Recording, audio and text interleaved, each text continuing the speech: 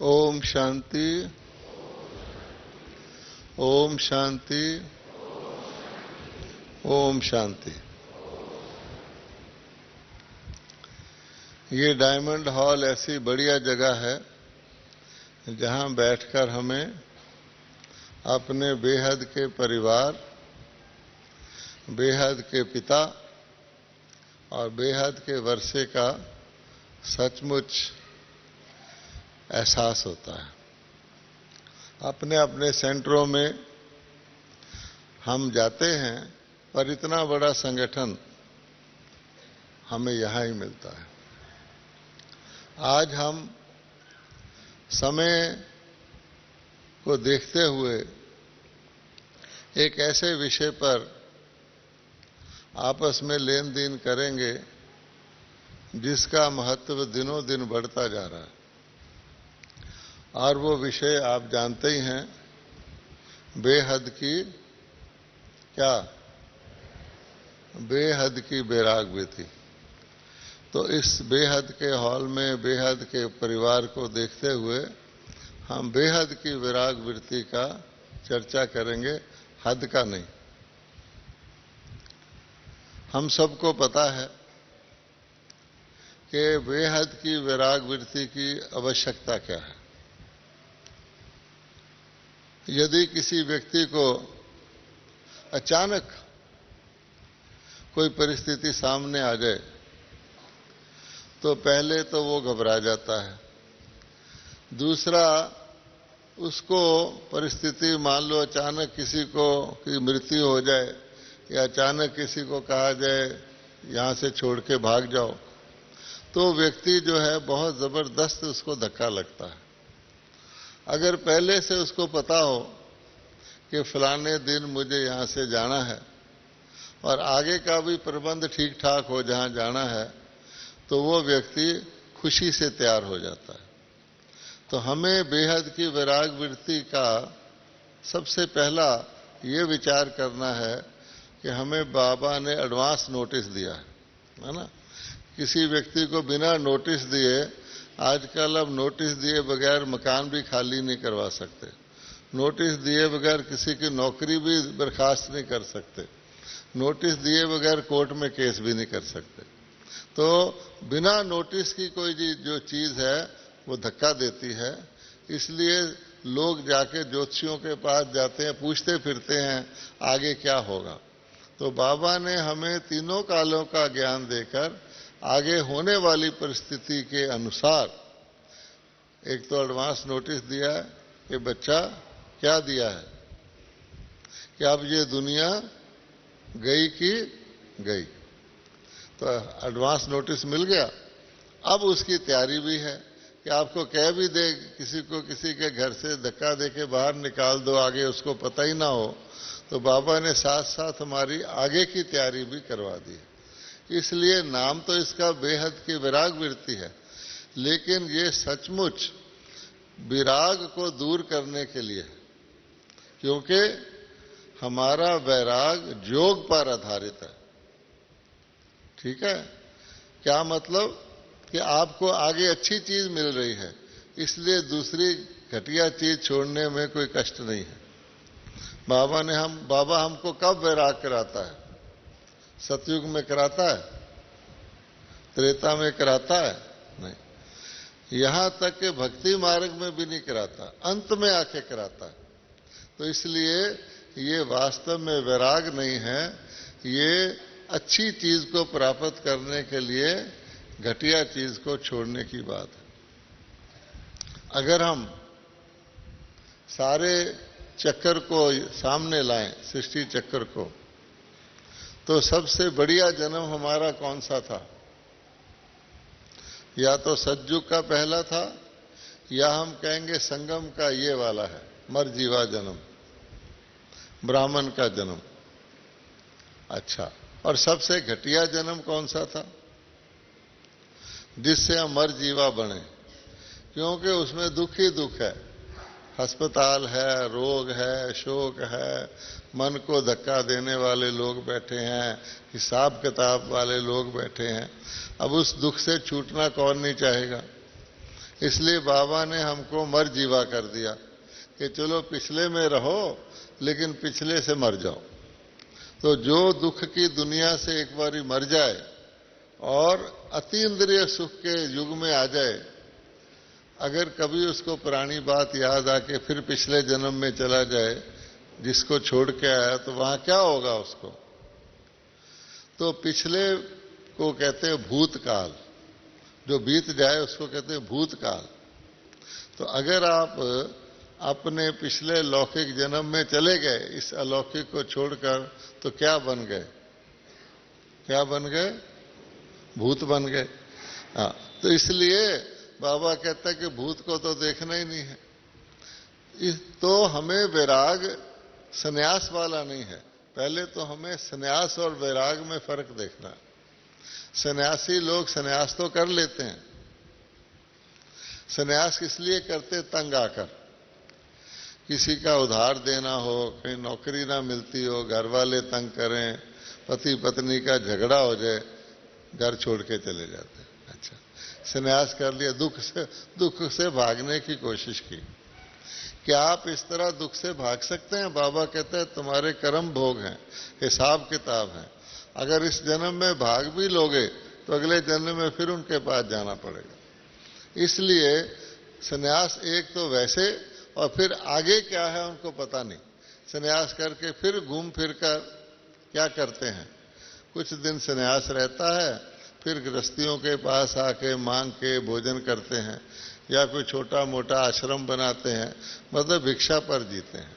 तो उनकी कोई संन्यास है लेकिन वैराग नहीं है। क्योंकि वैराग मैंने किसी चीज का पीछा छोड़ दिया तो छोड़ दिया, दोबारा उसमें नहीं आना। वो तो उसी दुनिया में आ जाते हैं, वस्त्र दूसरे पहन लेते हैं, काम का धंधा छोड़ देते हैं। और बाबा कहता है कि भगत लोग तो फिर भी कमाई करके खाते हैं, गृहस्थी लोग कमाई करके, ये लोग तो अपने ऊपर और बोझ चढ़ाते हैं। तो हमारा संन्यास नहीं है, हमारा वैराग है। संन्यास मैंने छोड़ देना, वैराग मैंने उसी चीज में रहते हुए उसको मन से छोड़ देना। ठीक है? भगवान ने अर्जुन को क्या कहा था? ये सब मरे पड़े हैं, इनको मरा हुआ जान, यानी अपनी बुद्धि से समझो कि हम इनके साथ कनेक्टेड नहीं है। दूसरी बात यह है कि ऐसे समय पर आके बाबा हमको ये ज्ञान देता है कि बेहद का वैराग करो, जब हमें वैसे भी करना ही है। एक होता है खुशी से करना, तैयारी करके करना, और एक होता है मजबूरी से करना। तो ये दुनिया तो विनाश होनी ही है। उस समय तो सबको वैराग आ जाएगा। तो जब सबको वैराग आ गया, वो तो छूटने का टाइम है, तो उसका कोई वैल्यू नहीं है। लेकिन समझकर इस पुरानी दुनिया को से वैराग करके अपनी नई दुनिया की कमाई को जमा करना, उस छूटने के समय से पहले पहले करना, इसलिए बाबा हमको बेहद का वैराग कराते हैं। अब खास बात यह है कि क्योंकि कलयुग के अंदर हम सभी आत्माएं, चाहे आयु में कोई छोटा हो, सभी आत्माएं क्या हैं? निर्बंधन आत्माएं हैं, स्वतंत्र आत्माएं हैं, या बोझ वाली आत्माएं हैं, या बंधनी आत्माएं हैं। क्योंकि हम तो सबसे पुराने पूरे जन्म लेकर के यहाँ आए हैं, तो द्वापर से लेकर हमारे ऊपर बोझ चढ़ता गया है। अर्थात उधार कम चुकतू किया, चढ़ता ज्यादा गया। गिरती कला में आते आते हम यहाँ पहुंचे हैं। ये बाबा ने हमको ज्ञान दिया कि देखने में कोई व्यक्ति स्वस्थ भी लगे, देखने में कोई व्यक्ति धनवान भी लगे, देख में कोई व्यक्ति आयु छोटी होने के कारण यूथ भी लगे, लेकिन आत्माएं सबकी पुरानी है, सबके ऊपर बोझ है। और एक बोझ वाला दूसरे बोझ वाले का बोझ उतार नहीं सकता, बल्कि क्या होगा? एक खुश व्यक्ति दूसरे से बात करेगा, वो भी खुश हो जाएगा। एक दुखी व्यक्ति दूसरे से बात करेगा, वो भी दुखी हो जाएगा। अब दो दुखी व्यक्ति एक दूसरे से बात करेंगे तो क्या होगा? दोनों का दुख डबल हो जाएगा। वो उसका रोना सुनेगा, वो उसका रोना सुनेगा, और बोझ में चले जाएंगे। आजकल ऐसा ही होता है। कहो जी क्या हाल है? वो कहता है तेरा क्या हाल है? हैं? क्योंकि पता है दोनों मरीज हैं। फिर वो कहेगा भाई जो दिन कट जाए अच्छा है। अच्छा, फिर दोनों अपना रोना रोएंगे, तो अपना भी लेके उस वो चला गया तो दुख बढ़ा दिया। तो इसी तरह संबंध में है, बड़ी खुशी से मिलेंगे, खुश खुश होकर के पता नहीं अपने फ्रेंड से या रिश्तेदार से मुझे बहुत खुशी मिलने वाली है, वो पहले दिन का चाव है। उसके बाद देखो तो क्या होगा, बेचारे बोझ वाले तो एक दूसरे का बोझ लेकर चलते। इसलिए इसको कहा जाता है कर्म बंधन की दुनिया। आगे कहा जाता था गृहस्थ आश्रम, अब कहते हैं गृहस्थ जंजाल। क्यों? कि कर्म बंधनी आत्मा है, सारे मजबूर हैं, कोशिश भी करें दूसरे को खुश करने की, पहले अंदर खुश नहीं है। इसलिए बाबा ने समझाया है कि ऐसी दुनिया से विराग कराता हूं, किसी से खराब चीज छुड़वाई जाए तो उसको फायदा ही है। तो हम कोई अच्छी चीज का विराग नहीं करते। अब आ गई बात बेहद का विराग। हद का वैराग तो हमें होता ही रहता है, क्योंकि बाबा ने बता रखा है कि दुनिया दुख की है, यहां की किसी वस्तु से, किसी व्यक्ति से आपको सुख मिलने वाला नहीं है। ज्ञान हो गया, फिर भी जब किसी से धक्का लगता है, जब कोई हमारी उम्मीद को तोड़ देता है, जब कोई हमारा दिल तोड़ देता है, हम उसके साथ जैसा संबंध चाहते हैं उसके उल्टा व्यवहार करता है, तो हमें विराग आ जाता है। देखो ना कैसा व्यक्ति है? हमने इसके साथ ये किया, आज देखो ये क्या कर रहा है। उस समय विराग आ जाता है, टेम्परेरी। जब मृत्यु होती है किसी की, शमशान घाट में जाते हैं, उस समय भी टेम्परेरी विराग आ जाता है। क्या है दुनिया में, यही है ना आखिर। लेकिन वो हद का विराग है, थोड़ी देर बाद देखो ठीक है। किसी ने आपका दिल तोड़ भी दिया, दुखा भी दिया, क्योंकि उसके साथ हिसाब किताब है, थोड़ी देर में फिर उसके साथ वैसे व्यवहार करना शुरू कर देते। इसलिए बाबा कहता है कि इसको हद का विराग कहते हैं। थोड़ी देर ऐसा करेंगे, या एक से छोड़कर दूसरे से साथ जाके दोस्ती करेंगे, संबंध करेंगे, रिश्ता जोड़ेंगे, क्योंकि समझेंगे इसने दुख दिया है, वो तो ठीक होगा। लेकिन जब सारे ही कलयुगी हैं तो फिर थोड़ी देर में उससे भी दुख होगा। परंतु एक तो हम कर्म बंधन के कारण जो हमारा रहा हुआ हिसाब है वो हमें मजबूर कर देता है कि हम विराग चाहते हुए भी विराग नहीं कर सकते। और दूसरा, हमें इतना अट्रैक्शन आने वाली दुनिया का, ये अभी गीत तो बड़ा अच्छा सुना, क्या मुझे वतन की बहुत याद आए, बहुत याद आए, बहुत। तो किसने कहा यहां बैठे रहो, चलो वतन में। अगर इतनी याद आ रही है तो फिर किसने रोका? सोचने की बात है ना। इसका मतलब क्या हुआ? हमारा लक्ष्य तो है, लेकिन हम ऊपर ऊपर से कहते हैं बहुत याद आए। अगर याद आए तो यहां क्यों बैठे हो भाई? किसी ने मना किया वतन में जाने से? बाबा तो बैठा है, लेकिन हिसाब किताब है। इसलिए बाबा हमेशा कहते हैं योग लगाओ।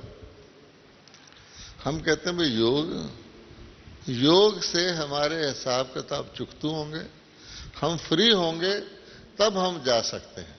नहीं तो बाबा ने कह रखा कि डेट आ भी गई, वो समय आ भी गया हमारा, तो भी हमें बंधन खींचेगा, कष्ट होगा, हिसाब किताब को दूसरे तरीके से चुकतू करना पड़ेगा। तो बाबा ये कहता है कि अपने आप को तैयार करो। किसान भी जो होता है, जब फसल काटने का टाइम आता है, उसको पता है कि अब चावल की फसल कट जाएगी, तो चावल की कटने वाली फसल को वो पानी नहीं देगा, खाद नहीं देगा, ये तो कटनी है, सूखनी है, और अगली आने वाली फसल की तैयारी करेगा, उसके बीज लाएगा, उसकी जमीन तैयार करेगा। एक किसान को भी पता है जो कटने वाली फसल है उसको तो कटना ही है। अगर मैंने काट ली और नए वाले की तैयारी नहीं की तो मेरा खेत में तो घास ही उगेगा। इसी प्रकार से बाबा हमको डबल बताता है कि विराग इसलिए करवा रहा हूं कि ये तो जाना ही है, लेकिन आगे की तैयारी करो। तो अगर हम उसमें फंसे रहे तो आगे की तैयारी नहीं करेंगे। दूसरी बात और है, हमें अच्छी चीजों से विराग करना मुश्किल है, क्योंकि बाबा की मुरली में संगम युग की बहुत महिमा आती है कि सबसे अच्छा युग कौन सा है? संगम युग, डायमंड एज।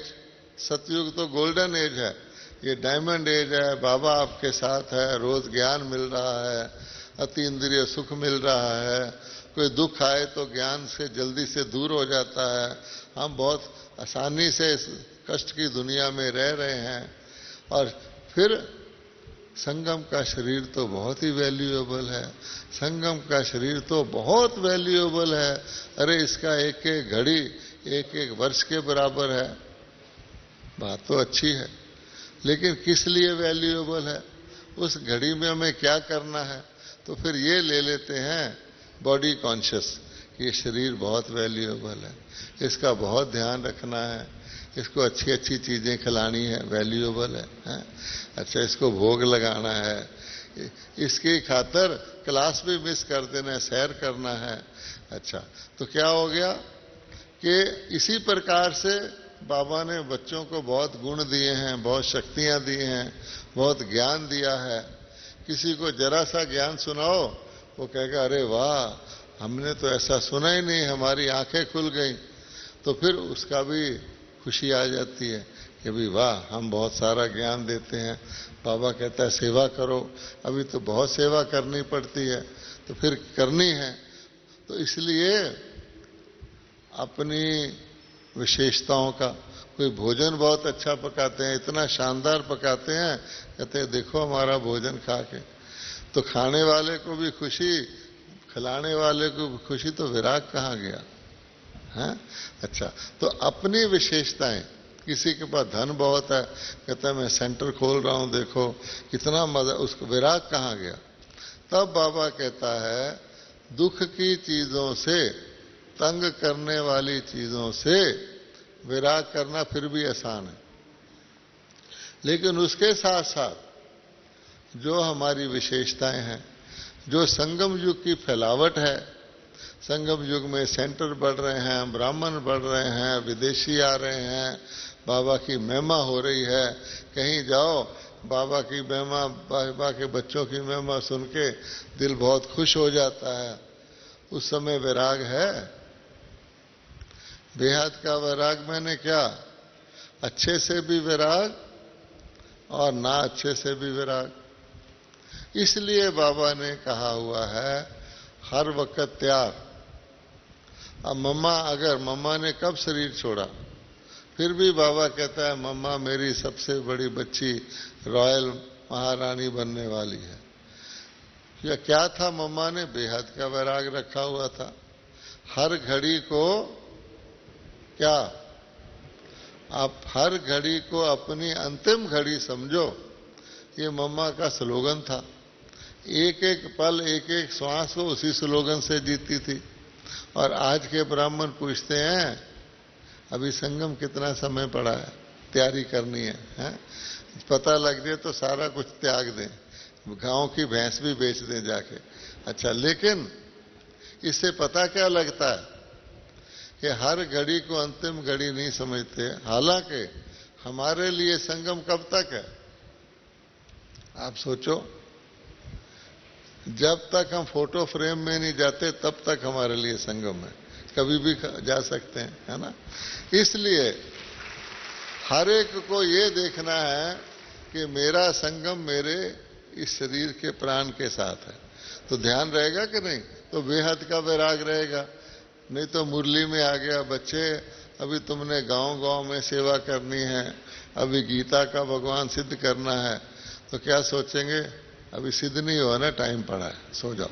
अच्छा, हर बात में अपने हिसाब से लेगा हर एक कोई। तो इसलिए ना तो मम्मा ने, ना बड़ी दीदी ने, ना पूर्वजों ने ये सोचा कि, ब्रह्मा बाबा तक ने ये नहीं सोचा कि अरे मेरे ऊपर तो सारी दुनिया का आधार है, अभी तो विदेशों में मैसेज ही नहीं गया, मैं नहीं जाता, मैं रुक जाता हूं, बाबा मुझे मत ले जा। नहीं, वो तैयार थे, बेहद का वैराग था। इसलिए ब्रह्मा बाबा ने शरीर छोड़ते समय हमको 3 शब्द दिए थे। कौन कौन से? ठीक है ना? निराकारी, निर्विकारी, निरहंकारी। और इसके बाद भी हमको स्लोगन दिया गया निमित्त, निर्माण और निर्मल चित्त। ठीक है। अब इन स्लोगन में बेहद के विराग वृत्ति का फार्मूला है। अगर सचमुच हमने भी बाबा जाते हुए क्या मैसेज दे गया, मुरली तो अभी भी सुना रहे हैं, वो फार्मूला है कि एक तो निमित्त। निमित्त का मतलब क्या होता है कि काम किया लेकिन उसका फल आया या नहीं आया। अगर अच्छा भी आ गया तो उसके फल को स्वीकार नहीं करना, इसको कहते हैं निमित्त। हम अपने दिल पर हाथ रख के पूछें, हम क्या सचमुच निमित्त हैं या थोड़ा सा कम से कम जरा सा जो कम कार्रवाई करके आते हैं, कोई कह तो दे भी तुमने बड़ा अच्छा किया है, ये थोड़ी सी इच्छा है। अगर ये है तो फिर निमित्त नहीं है। फिर तो ये होगा, वो नारद जी का कहते हैं कि नारद जी गए भगवान के पास, भगवान आप तो न्यायकारी हो, स्वर्ग में थोड़ी सी आबादी, दूर दूर महल, और नरक में मुर्दा जलाने के लिए भी लाइन लग रही है, तो भगवान आप तो न्यायकारी हो, थोड़े उधर से उधर ट्रांसफर कर दो। सोचा तो सर बड़ा अच्छा है कि यहाँ बहुत चीजें हैं, वहाँ कमी है तो थोड़ा ट्रांसफर कर दो। अब बाबा मुस्कुराए कि ये होने वाला तो है नहीं, ड्रामा ऐसा है। कहा जा नारद, किसी जिसको ले आना ले आ, हम उसको स्वर्ग में भेज देंगे। बड़ा खुश हुआ कि ये तो मैं लोगों का कष्ट दूर करूंगा। जाके नारायण नारायण करके एक सेठ जी के पास चला गया कि सेठ जी आपकी तो लॉटरी खुल गई है, भगवान ने स्वर्ग में सीट खाली है, चलो ये धंधा छोड़ो। अरे वहां तो महल मिलेंगे सोने के, स्वर्ग में जाओगे। कहता ना बाबा ना, मैं तो स्वर्गवास नहीं होता है, मैं तो यहीं ठीक हूं। फिर दूसरे के पास गया, उसने भी ऐसे ही कहा। तीसरे के पास गया, आखिर स्वामी जी के पास चला गया, साधु के। ये तो जरूर जाएगा। उसको बोला महात्मा जी, अरे आपके लिए खुशखबरी लाया हूं। बोला अभी तो नया नया आश्रम बनाया है, थोड़े थोड़े शिष्य आने शुरू हैं, थोड़ा ठहर जाओ उसके बाद। अब उसका दिल है कि मेरा आश्रम फैले। अच्छा, जिसके पास जाए वो यही कहे। आखिर एक बूढ़ी माता डंडा पकड़े हुए, कुब निकला हुआ राम राम कहती जा रही थी। नारद जी ने सोचा भगवान को क्या मुंह दिखाऊंगा, मैंने तो बड़ा अच्छा फार्मूला बताया था, मैं तो एक भी नहीं ले जा सका। बोला एक को तो ले जाऊं। गया, उसको बोला माता तेरी राम ने सुन ली है, तू राम राम कहती थी, चल स्वर्ग में एक सीट खाली है। वो भी बोल पड़ी कि नहीं भाई, अभी तो मैंने अपने पोते की शादी करनी है, फिर उसके बेटे का मुंह देखना है। तो बोला ये राम राम कर रही थी, कहते हो तो मैं नकली कर रही थी।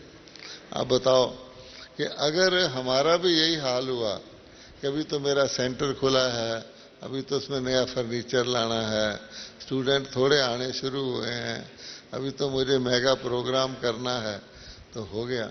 इसलिए बाबा ने कहा निरअहंकारी। निरअहंकारी का सार में मतलब यह है अपनी मैं ना रहे। अहंकार आता है मैं से, और उसके साथ बाकी सारी चीजें शुद्ध रूप में भी आ जाती हैं। शुद्ध लोभ भी होता है, शुद्ध मोह भी होता है, शुद्ध अभिमान भी होता है, शुद्ध क्रोध भी होता है, शुद्ध काम भी होता है जिसको कामना कहते हैं। तो कोई प्रकार की इच्छा न रहे और कोई प्रकार की किसी से आकांक्षा ना रहे, ना तो डिजायर रहे ना एक्सपेक्टेशन रहे।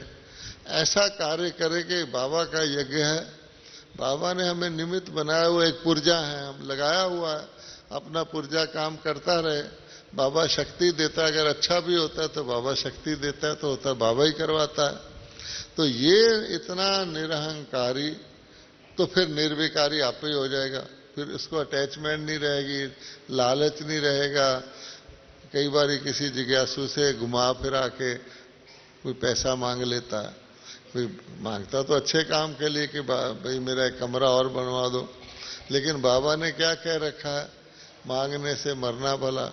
वो जिज्ञासु यज्ञ में दे, अपनी खुशी से दे, हम क्यों मांगे। तो वो रॉयल्टी गई। तो इसलिए बाबा के जो नियम हैं उस पर पूरा चलने के लिए कोई हमारे से कोई अच्छा काम हो गया तो भाई वाह, मैंने तो बहुत अच्छा कर दिया, मैं तो आ गई। इसलिए बाबा ने कहा हमेशा अपनी निराकारी अवस्था में रहो और निर्विकारी अवस्था में रहो, निमित्त है, निरहंकारी अवस्था में रहो, तब आप बेहद के विराग की तैयारी में हैं। एवर रेडी जिसको कहते हैं, बाबा ने ये जो दो शब्द एवर रेडी और अचानक के बताए हुए हैं, ये बेहद की विराग वृत्ति बनाने के लिए बताए हुए, कि जरूरी नहीं है कि आप आज अभी इस घड़ी चले जाओ दूसरे शरीर में या शाम को चले जाओ व्यक्त हो जाओ, नहीं, रेडी रहना हमने। और रेडी इतने रहना है कि जब वो कहें तो तैयारी हो पूरी। जैसे जो लायक स्टूडेंट होता है, बाबा ने कई बार कहा है, स्कूल में जो लायक स्टूडेंट होता है वो चाहता है मेरा इम्तिहान जल्दी आए और मैं पास करूं और मेरा कुछ ग्रेड बनेगा। और जो नालायक स्टूडेंट होता है, कम पढ़ने वाला, आज भी मुरली में कम पढ़ने वालों की बात है, कम पढ़ने वाला क्या सोचता है कि इम्तिहान के दिन कोई नेता मर जाए, छुट्टी हो जाए, है ना। अच्छा, वो इतना ही भी सोचता है कि आज छुट्टी हो जाए, अब उसके बाद फिर क्या होगा भाई। तो इसलिए जो ये पोस्टपोन करना चाहते हैं कि विनाश पोस्टपोन हो जाए, जरा लेट हो जाए, वो किस कैटेगरी में आएंगे आप सोच सकते हैं। इसलिए कहावत है नेकी कर, कहावतों में याद है ना, नेकी कर कहां डाल। क्यों कि आपके पास नेकी का ध्यान ना है कि मैंने नेकी की थी, इसका मुझे फल मिलना चाहिए। नेकी कर दरिया में डाल, नेकी का फल आप पे जमा हो गया। पर ये जरूरी नहीं है कि जिसके साथ आपने नेकी के वही आपको उसका फल देने वाला, फल आपका लिखा जाएगा। इसलिए किसी भी बात, और फिर अच्छे का अगर असर नहीं लगाओगे तो दुख का असर भी नहीं होगा। अगर आपने अच्छे को स्वीकार करना शुरू कर दिया तो कोई कष्ट वाली बात आएगी, वो भी आप स्वीकार करे बगैर नहीं रह सकते। अगर आप खराब के प्रभाव से छूटना चाहते हैं तो अच्छे से प्रभाव से भी छूटना होगा। आपको पता है, छोटा बच्चा कई बार आप ही हंस पड़ता है ना, अपने आप। तो फिर उसके घर वाले कहते हैं ये ज्यादा हंस रहा है, ये रोएगा भी, फिर अपने आप रो भी पड़ता है। तो इसी प्रकार से, क्योंकि उसको तो पिछले जन्म की कोई अच्छी घटना याद आती, हंस पड़ता है, फिर कोई खराब आती तो रो पड़ता है। परंतु ये हंसना और रोना जीवन के अंदर हमारे कर्मों के कनेक्शन से है। अब हम इसी में पड़े रहे तो फिर कर्मातीत कैसे बनेंगे। और आपको पता है, अच्छे कर्म भोगने के लिए भी शरीर लेना पड़ता है और बुरे कर्म का दुख भोगने के लिए भी शरीर लेना पड़ता है। और हम शरीर से छूटना चाहते हैं, मुक्ति चाहते हैं, अफरिश्ता बनना चाहते हैं। इसलिए बाबा कहता है जीते जी कर्मातीत रहना। उसका एक ही तरीका है, ना अपनी प्रशंसा स्वीकार करो, ना अपनी गिलानी से असर में आओ। आपकी प्रशंसा हो रही है तो भी निमित्त है हम तो, फिर आपकी गिलानी होगी तो भी आपको लगेगा कोई बात नहीं। अगर आपने प्रशंसा स्वीकार कर ली तो आप गिलानी सभी का असर भोगे बगैर नहीं रह सकते। इसलिए बाबा हमारे हित में कहता है कि मैंने ये बेहद का संगठन क्यों बनाया। सोचने की बात है, हम घर बैठे भी शिव बाबा को याद कर सकते हैं, ना किसी के मत्थे लगो, ना कोई तंग करे, ना किसी का संस्कार टकराए, बल्कि आसान रास्ता है। जब मुझे सरेंडर होना था, मुझे नहीं पता था मुझे सरेंडर होना है, बाबा को करवाना होगा। तो अव्यक्त बाबा आए और मुझे पूछा कि बच्चा तुम कभी किसी सेंटर में रहे हो। मैंने कहा जी हाँ, मैं 21 दिन की छुट्टी लेकर दफ्तर से दिल्ली में गया था, एक म्यूजियम बनाया था, ऑलराउंडर दादी के पास रहा था। तो बाबा ने कहा मेहमान की तरह नहीं, क्योंकि जब आप नौकरी करते हैं, किसी सेंटर में जाते हैं, फल फ्रूट ले जाते हैं, अगले को भी पता है मेहमान आया है, तो आपकी खातरी बातरी करते हैं, असली बात तो पता ही नहीं लगती है। बाबा ने कहा जब इन एक सरेंडर होके रहोगे तो संस्कारों का टकराव होता है। तब तो मेरी समझ में नहीं है, नाम है सरेंडर हुआ था, बाबा ने कह दिया, मैंने सुन लिया। अब बाद में मैंने जाके देखा कि कोई व्यक्ति चाहे लौकिक में रहे, जैसा उसका संस्कार होगा टकराएगा। उसको ससुराल भेज दो वहां भी टकराएगा, उसको ऑफिस में भेज दो वहां भी टकराएगा, उसको मिलिट्री में भर्ती करा दो वहां भी टकराएगा। एक मिलिट्री में आपको पता है कि मिलिट्री में कोई बहुत बड़ा काम कर दे तो उसको अंग्रेजों के टाइम में विक्टोरिया क्रॉस मिलता था, है जी। अच्छा, एक व्यक्ति को विक्टोरिया क्रॉस लगाया हुआ एक रेस्टोरेंट में चाय पी रहा था। तो एक अखबार वाले ने सोचा इससे पूछूं तो सही, तूने कौन सी ऐसी खास बहादुरी का काम किया है जो तुझे विक्टोरिया क्रॉस मिल गया। तो उसने उससे पूछा, भाई कैसे मिल गया? कहता है जी असली बात यह है कि मेरी घर वालों से लड़ाई हो गई थी, मैं खुदकशी करने जा रहा था, किसी ने कहा काहे को मरता है, मिलिट्री में भर्ती हो जा। तो मैं मिलिट्री में भर्ती हो गया और मुझे उन्होंने लड़ाई लगी हुई थी चाइना की फ्रंट पर भेज दिया, जा सीधा ही, बगैर ट्रेनिंग दिए। अब कहता मैं वहां गया तो वहां खूब गोलियां बरस रही थी, तो मैं भागा, सब छोड़ के भागा। और जब अपने कैंप में आया, उन्होंने क्या वो, मैंने कहा गोली गोली गोली गोली। अच्छा, तो उन्होंने समझा वहां गोलियां खत्म हो गई हैं, तो उन्होंने गोलियां भेज दी। सचमुच गोलियां खत्म हो गई थी फौजियों के पास। तो कहता है उन्होंने कहा ये अपनी जान पर खेल के आया, हमें बताने गोली, इसको विक्टोरिया क्रॉस दे दिया। अच्छा, अब वो कहता है जी अच्छा अब क्या हाल है? कहता अब तो मैं रिटायर हो गया, तो घर जाता हूँ। कहता अब नहीं पत्नी लड़ती? कहता है लड़ती है, उस वक्त मैं विक्टोरिया क्रॉस जेब में डाल के रख लेता हूँ। अच्छा, ऐसा भी होता है। तो इस प्रकार से हम ऐसे भी ना हो कि भाई किसी कारण से हम समझे हम बड़े बहादुर हैं। तो बाबा ये कहता है हमें ना तो इधर झुकना है ना इधर झुकना है, जिसको बाबा ने कहा निर्विकारी। अब दुनिया वाले विकार तो मोटे मोटे हैं, वो तो ब्राह्मणों से दूर हो गए, लेकिन यहां आके फिर बाबा ने क्यों कहा निर्विकारी? तो निर्विकारी का मतलब ही क्या होता है?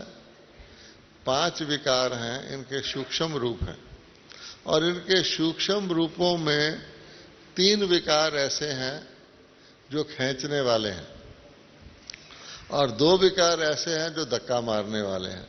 जैसे बिजली होती है ना, एसी डीसी, तो जो डीसी होती है वो पकड़ लेती है, और उसके साथ कोई दूसरा जुड़ जाए वो भी कांपने लगता है, तीसरा जुड़ जाए वो भी कांपने लगता है। और जो एसी होती है वो धक्का मारती है। तो इसको 2 काम, क्रोध, लोभ, मोह, अहंकार में आप सोच लो धक्का मारने वाले कौन से हैं और खींचने वाले कौन से हैं। अच्छा, इसको 2 शब्दों में कहें तो कहा जाता है राग और द्वेष। राग मैंने किसी चीज की तरफ आकर्षित होना, और द्वेष मैंने किसी चीज से भागना। तो आप देखो कि बाबा ने कई मुरलियों में कहा है कि इस 2 दिन पहले भी कहा कि दर्शक नहीं बनना है कि देखने वाले कि इनको ताज मिल रहा है, बल्कि आपने उसमें पाठधारी बनना है। एक होता है युद्ध करने वाले के दर्शक बैठा हुआ। तो इसलिए हमें ये देखना है कि हम किसी भी प्रकार की चीज से आकर्षित ना हो और किसी प्रकार से भागे नहीं। कई ब्राह्मण हैं, बाबा ने कहा हुआ है स्नेही सहयोगी है, उसको स्नेह देते रहो, वो आपको सहयोग देता रहेगा। आपने स्नेह बंद किया, उसका सहयोग बंद हो गया। फिर बाबा कहता है सहयोगी योगी बन जाता है, उसको सहयोग देते रहो, वो योगी रहेगा, सहयोग घटा लो, योगी नहीं रहेगा। ऐसे बाबा ने बताया योगी पर योगी। तो कहने का भाव ये है कि हम किसी आधार पर अपने बेहद विराग वृत्ति ने किसी के आधार पर, किसी के कहने पर, जरा किसी ने हमारा वो रोक दिया, स्नेह देना रोक दिया या हमारा प्रशंसा करनी रोक दिया, हम वहीं खड़े हो गए। ठीक है जी, जिसको करना है करें, हमें थोड़ी किसी ने कहा है। तो इसलिए बाबा कहता है दूर बाज खुश बाज, कि दूर रहकर खुश रहने वाला, यानी वो सहन नहीं कर सकता कि मुझे अपने आप रहे। वो समझता है कि मेरा निरादर हो गया, मुझे धक्का मार दिया, मेरे को किसी ने पूछा नहीं, फलाने को पूछा, आदि आदि। तो ये जो सूक्ष्म है चीजें, ये हमको कई बारी सेवा करने से भी रोक देती हैं। प्रेम प्यार करो, कुछ कार्य करो तो सेवा करेंगे, नहीं तो ठीक है जी। अच्छा, इसको बाबा कहता है दूरबाज खुशबाज। कारण क्या है कि हम आकर्षण यानी अपनी प्रशंसा का, अपनी एक्नॉलेजमेंट का तो निर्विकारी तो नहीं हुए ना। तो संपूर्ण निर्विकारी मैंने निमित्त बन के, आत्मा समझ के ईश्वरी सेवा अपने लिए करनी है। तब बाबा ने ये संगठन बनाए हैं। हम ये अभी हमने गीत सुना, मुझे तो वतन की बहुत याद आए। आज की डेट में हम इतना ही देख लें, बाबा ने कहा हुआ है घर तुम्हारा सेवा स्थान है और सेंटर तुम्हारा घर है, मधुबन तुम्हारा घर है और वो तुम्हारा ड्यूटी प्लेस है। कहा हुआ ना, हर बीके का घर कौन सा है? मधुबन। अगर हम मधुबन को घर मान के उसको प्लेस ऑफ ड्यूटी मानते हैं, तब तो यहां से फिर वतन ज्यादा प्यारा लगेगा। और अगर हम अपने घर को पहला देखते हैं, सेंटर को नंबर 2 रखते हैं, तो फिर क्या होगा? फिर तुम्हारा प्यार उधर ज्यादा है। तो मोटे रूप से देखा जाए तो 2 पलड़े हैं, एक है लौकिक का, एक है अलौकिक का। आप अलौकिक में रहते हुए भी लौकिक जैसा व्यवहार कर सकते हो और लौकिक में रहते हुए भी अलौकिक जैसा रह सकते हो। बाबा ने कहा हुआ ट्रस्टी बन के आप घर में रहो, मेहमान बन के दुनिया में रहो, तो मेहमान का कभी लगाव नहीं होता। मान लो आपको यहां आए हैं, आपको एक कमरा अलॉट हुआ है, ठीक है, या आप किसी के घर जाते हैं, मेहमान, आपको 2-4 दिन रहना है। कोई कहे जी आपको ये कमरा अलॉट हुआ है, इसमें एक फ्रिज खरीद के ले आओ, एक टेलीविजन खरीद के ले आओ और भी चीजें खरीद के ले आओ। आप कहेंगे मैं तो मेहमान हूं भाई, मैंने 2 दिन इस कमरे में रहना, मैं ये चीजें क्यों खरीदूंगा? हैं? इसी तरह से अगर हम दुनिया में मेहमान हैं तो गुजारे जितना तो रखेंगे। हम बैठ के उसमें ये थोड़ी करेंगे कि बिल्डिंग बना लो, भाई क्या करना है। इसलिए बाबा कहता है कि अगर हम मेहमान समझते हैं और अलौकिक जीवन व्यतीत करते हैं, ये सेंटर, सेवा, मधुबन, प्रोग्राम इसलिए मिलते हैं कि हमारा बंधन घटे और हम संबंध में आए। तो आपको खुशी होगी, इतना तो मैंने टाइम अलौकिक में लगाया, इतना धन अलौकिक में लगाया, इतने बुद्धि अलौकिक में लगाई। अगर आपने लौकिक में करा तो आपको पता है कि लौकिक मैंने क्या? विनाशी। दूसरे शब्दों में हम शरीर समझ के अपने आप को जितना टाइम, जितना मनी, जितना एनर्जी लगाते हैं वो विनाशी, और आत्मा समझ के जितना टाइम, मनी, एनर्जी आत्मा की उन्नति के लिए लगाते हैं वो अविनाशी। उसके संस्कार भरेंगे और इसकी चीजें बनेंगी। अगर चीजें बनेंगी तो पैसा बैंक में रखा है, मकान बना हुआ है, मोटर कार है, ये है वो तो गई शरीर के साथ। और जो आत्मा में संस्कार भर लिए वो आपके भविष्य में जाएंगे। तो अविनाशी कमाई, अविनाशी कमाई आपके हाथ में है। तो बाबा ने हमको फील्ड दिया है। अच्छा, अविनाशी कमाई कहाँ करें जी? सन्यासी जंगल में चले जाएगा, प्रार्थना करेगा, उसको कुछ पता नहीं, ना लक्ष्य पता है, अविनाशी कमाई क्या करेगा? यहाँ बाबा ने हमको तरीका बताया हुआ है कि अविनाशी कमाई दूसरों को परिचय दो, सेवा करो, ये भी अविनाशी कमाई है। अपने दैवी गुणों से दूसरों के जीवन में चेंज लाओ, वो भी अविनाशी कमाई है। योगी बन के योग का प्रयोग करके लोगों के संस्कारों को जोड़ो, योग मैंने जोड़ना, रास में लाओ, वो भी अविनाशी कमाई है। ज्ञान जो है, ज्ञान दूसरे को परिचय दो, सारे चक्कर का, भगवान का, वो भी अविनाशी कमाई है। और अविनाशी कमाई हमारी इतनी बढ़िया है कि जितनी बाबा कहता है दूसरों को बांटोगे आपकी घटेगी नहीं। आप एक मोमबत्ती से 10 मोमबत्तियां जलाओ, उस मोमबत्ती की आग रोशनी घटेगी नहीं, 10 और जल जाएंगी। आप अपना ज्ञान 10 व्यक्तियों को सुनाओ, आपका घटेगा क्या? उनका भी बढ़ जाएगा। तो ये तो बिजनेस देने से बढ़ने वाला है। आप पैसा किसी को दोगे आपका घट जाएगा, लेकिन ये ज्ञान धन है, बढ़ेगा। किसी को सहयोग दे दोगे तो सहयोग से दूसरा भी आपको सहयोग देगा, तो आपका घटेगा थोड़ी, बढ़ेगा। अब दैवी गुणों की धारणा है, आप अपने दैवी गुणों से किसी को खुशबू दोगे ज्ञान की रूहानी, आपका थोड़ी घटेगा। एक गुलाब के फूल को कोई सूंघ ले जोर से, उसको तो खुशबू आएगी, गुलाब की थोड़ी खुशबू घट जाएगी। तो ये भी ऐसा है, और सेवा में तो आपका बढ़ता ही है। तो बाबा ने आपको बिजनेस ऐसा दिया हुआ है, खुशी है आप बांटोगे आपकी बढ़ेगी, तो बढ़ोतरी का बिजनेस है। तो इसमें अलौकिक में आप लगोगे, अपना समय आपके साधन लगाओगे, तो आपको बेहद की कमाई, तो विराग आप ही हो गया। तो इसलिए ये मैंने विराग करना है, बेहद का विराग करना है, ये फार्मूला ठीक नहीं है, ये टेम्परेरी रहेगा। किसी दिन आ गया दुनिया से ख्याल, एक दिन विराग रहेगा, अगले दिन देखो फिर क्या कर रहे हैं।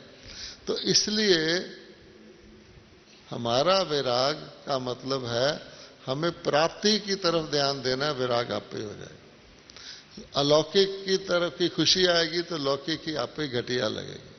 अति इंद्रिय सुख महसूस होगा तो इंद्रियों का सुख आप ही पानी जैसा लगेगा।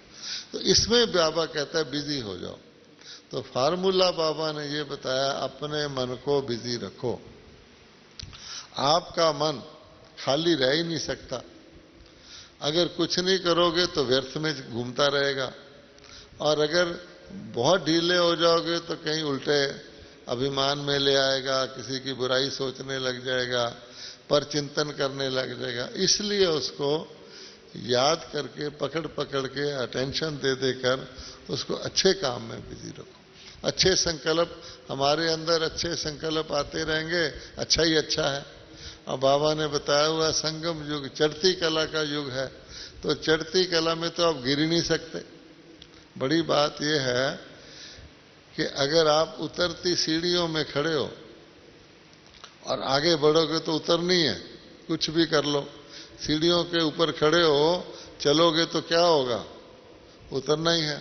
अब भक्ति मार्ग बाबा ने बताया द्वापर से तो तुमको उतरना ही है। चाहे गीता पढ़ लो, राम राम कर लो, पाठ कर लो, एक टांग पे खड़े हो जाओ, जब है ही उतरने का रास्ता तो उतरना ही है। लेकिन जब चढ़ने की सीढ़ी पे खड़े हो गए तो आपने एक भी कदम बढ़ाया, चढ़ना ही है। तो ये भी बाबा ने कॉन्फिडेंस दिया हुआ कि चढ़ने का मौका है। सारे कल्प में देख लो, चाहे आप लक्ष्मी नारायण ही बन जाओ, आगे क्या होगा। लक्ष्मी नारायण बन गए, फिर क्या हुआ, चढ़ेंगे नहीं, धीरे धीरे धीरे धीरे, अच्छा यहां तक आ गए। और यहां पर एक ही इतना टाइम है जिसमें आप चढ़ के बिल्कुल कलयुग से लेकर सतयुग तक पहुंच जाते हो। तो कितना मजेदार टाइम है, भगवान साथ है। तो हमें सारे चक्कर को याद रखने से बेहद का वैराग आप ही रहेगा। घटिया से घटिया टाइम, घटिया से घटिया चोला, घटिया से घटिया दुनिया, इसे हमने क्या लेना। तब हम कहते हैं हमें अपने वतन की बहुत याद आए। तो इसको याद करते जाओगे वो भूलता जाएगा। ठीक है, ओम शांति।